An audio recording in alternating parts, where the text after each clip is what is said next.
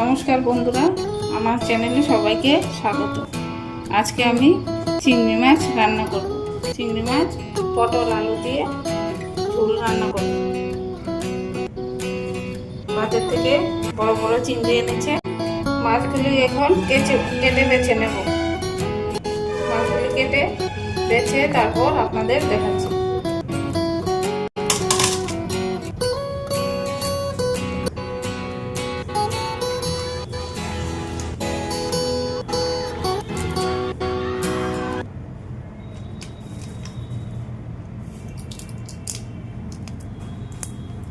মাছটি কাটা হয়ে গেছে, কেটে ভালো করে ধুয়ে নিয়েছি।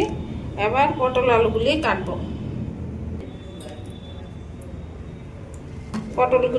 এখন পটল কাটা হয়ে গেল। এবার আলু কাটবো।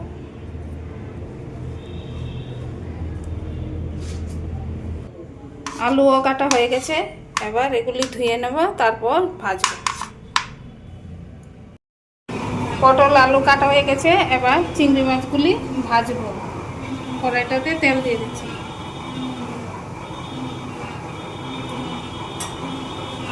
তেলটা গরম হয়ে গেলে এবার চিংড়ি মাছগুলি ভাজবো।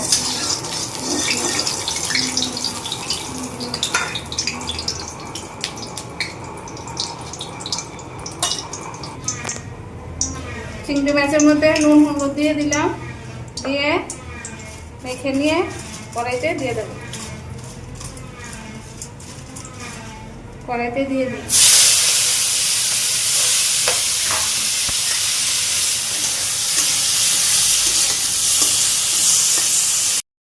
চিংড়ি মাছ ভাজা হয়ে গেছে। এবার তুলে দেবো।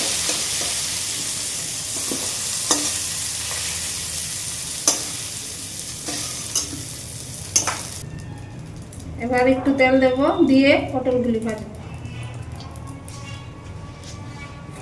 পটলগুলি দিয়ে দিলাম। পটলের মধ্যে নুন হলুদ দিয়ে দেবো।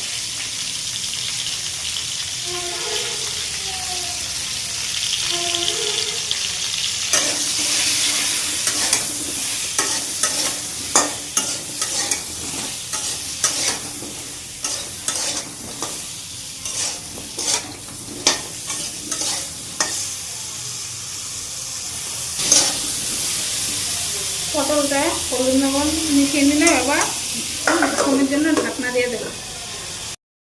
পটল ভাজা হয়ে গেছে। এবার তুলে ফেলবো।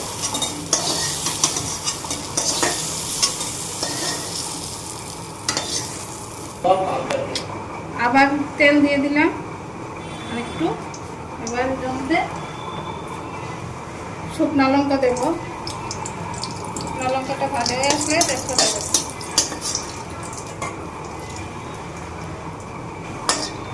শুকনো লঙ্কা ভাজা হয়ে গেছে। এবার তেজপাতা দেব, মৌরি দেব, দিয়ে এটার মধ্যে আলুগুলি ভেজে নেব। আলুগুলি আগে সিদ্ধ করে নিয়েছি, এবার একটু ভেজে নেব। নুন হলুদ দিয়ে দিচ্ছি। এবার একটু আলুগুলি ভেজে নেব। সম্বারটা দিয়ে তারপর আলুগুলি দিলাম। একবারে ভেজে তারপর এটার মধ্যে মশলা দিয়ে দেবো। আলুগুলি কিছুক্ষণ সময়ের জন্য ভাজবো। আলু ভাজা হয়ে গেছে। এবার এটার মধ্যে সবগুলি মশলা এক বাটিতে নিয়ে নিয়েছি। জিরে, ধনা, হলুদ, নুন, মরিচ, এটার মধ্যে একটু জল দিয়ে মিশিয়ে নেব। এবার এটা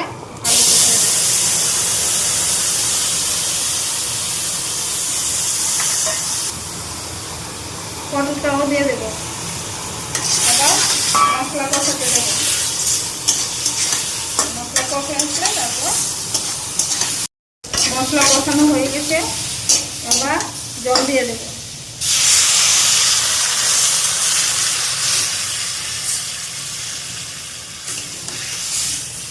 জলটা ফুটে আসলে তারপর চিংড়ি মাছগুলি দিয়ে দেবো।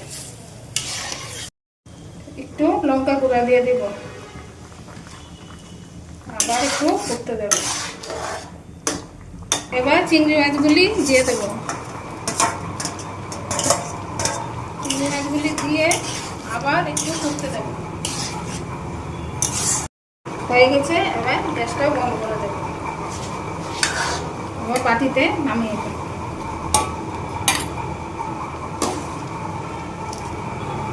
হয়ে গেছে পটল আলু চিংড়ি দিয়ে তরকারি। দেখুন কি সুন্দর হয়েছে।